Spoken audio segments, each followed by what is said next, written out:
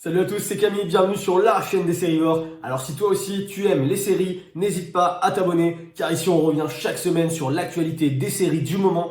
Aujourd'hui on est là pour parler de Ne t'éloigne pas, ou Stay Close en anglais. Alors let's go!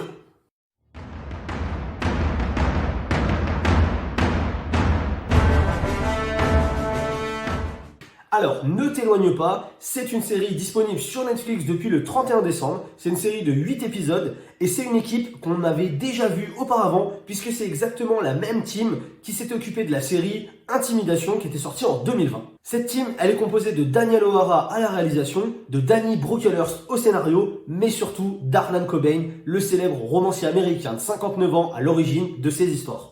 C'est d'ailleurs aussi d'un de ces romans qui était adapté la série espagnole Innocent que j'avais beaucoup aimé et qui était également sorti sur Netflix. Et la collaboration entre Harlan Coben et Netflix n'est pas terminée puisque en 2018 un contrat a été signé pour 14 adaptations sur les 31 romans qui sont parus. J'espère juste que les choses vont un petit peu évoluer au niveau de la trame générale de l'histoire parce que c'est vrai qu'avec Harlan Coben c'est un petit peu tout le temps la même chose, mais ça on va y revenir. Dans cette série, on suit l'histoire de Megan, une mère de famille de 3 enfants, bien sous tout rapport, jolie maison, jolie famille, bref, une vie bien rangée, mais qui cache un lourd passé. En effet, avant cette vie de rêve, Megan était stripteaseuse au Vipers, un club local, et alors qu'elle est littéralement harcelée par un client violent, elle décide de tout quitter et de changer de vie. Mais lorsque son passé refait surface, c'est toute cette nouvelle vie qui va se retrouver menacée. Au niveau des acteurs, on se retrouve avec un casting plutôt britannique pour cette histoire qui se déroule en Angleterre, alors que dans les romans, l'histoire se déroulait aux États-Unis. Et c'est Kush Jumbo qui se retrouve dans le rôle de Megan, notre héroïne. Et sur son jeu, pas grand-chose à dire. J'ai beaucoup apprécié, elle a vraiment bien joué, elle m'a vraiment emmené dans son rôle de personnage un petit peu bloqué avec son passé. Moi, je l'ai trouvé très bien. On retrouve aussi James Nesbitt dans le rôle du Capitaine Brom. Et lui, vous le reconnaissez peut-être pas, mais en fait, il jouait un des nains dans le Hobbit. Il faisait partie de l'écurie de Thorin et Cutienne. Et du coup, c'est un peu bizarre de le revoir dans un rôle où on le voit vraiment. Il avait aussi fait plein d'autres films. Il est apparu dans Matchpoint, il est apparu dans plein d'autres films. C'est un acteur souvent, voilà, on se dit, j'ai déjà vu quelque part, mais je sais plus où. Et voilà, c'est James Nesbitt. Et en tout cas, il jouait très bien également dans cette série. Mais on retrouve surtout Richard Armitage, qui tenait lui le rôle principal dans la série précédente Intimidation. J'avais déjà beaucoup aimé son jeu, mais là je trouve qu'il a un rôle un petit peu plus nerveux, un petit peu plus torturé, et du coup je trouvais qu'il jouait très bien également. Donc au niveau global, sur les acteurs, très bon casting, pas de souci là-dessus.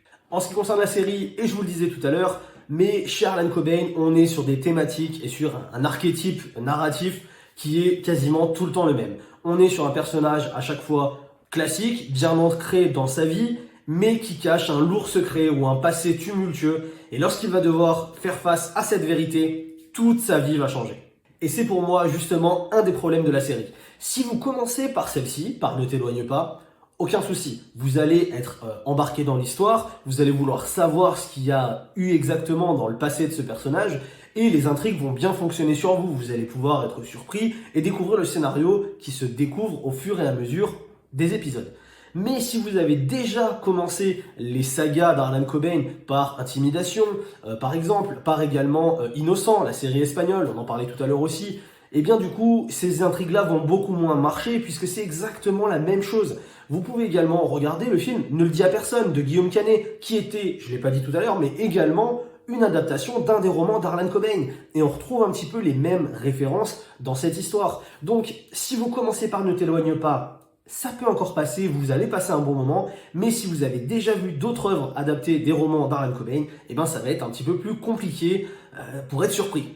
Autre problème, et celui-ci il est dans le scénario, il m'a un petit peu agacé. On nous explique pour notre héroïne, Megan, qu'elle a dû fuir son passé de stripteaseuse pour se réfugier dans une autre ville et pour repartir à zéro dans sa vie. Mais en fait, on se rend compte rapidement qu'elle a choisi de s'exporter à 20 km, dans la ville à côté, juste après le pont. Et on se demande, mais comment elle a fait pour rester pendant 17 ans sans se faire griller? Là, c'est une grosse erreur de scénario pour ma part. Ils auraient dû vraiment la faire aller plus loin ou inventer quelque chose. Mais là, pour moi, ça ne passe pas. À part ces 2 points noirs, la série est quand même bien réalisée. Elle est bien tournée, les acteurs sont bons, donc les intrigues peuvent fonctionner et vous allez être quand même embarqué dans cette histoire. Et pour les fans, pour ceux qui ont vraiment beaucoup aimé et qui voudraient voir une saison 2, Eh bien malheureusement, je pense que vous allez être un petit peu déçus, puisque d'après l'acteur Richard Armitage, il semblerait très peu probable qu'une deuxième saison voie le jour. En effet, toutes les révélations sont faites dans le dernier épisode. Et malgré une fin un petit peu différente des romans pour laisser l'histoire légèrement ouverte, il semble vraiment peu probable que Netflix signe pour une deuxième saison.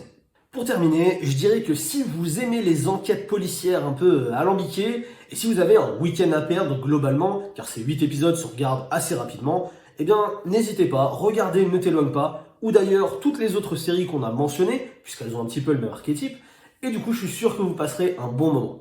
Pour ma part, je vous dis à bientôt pour une nouvelle vidéo, ciao.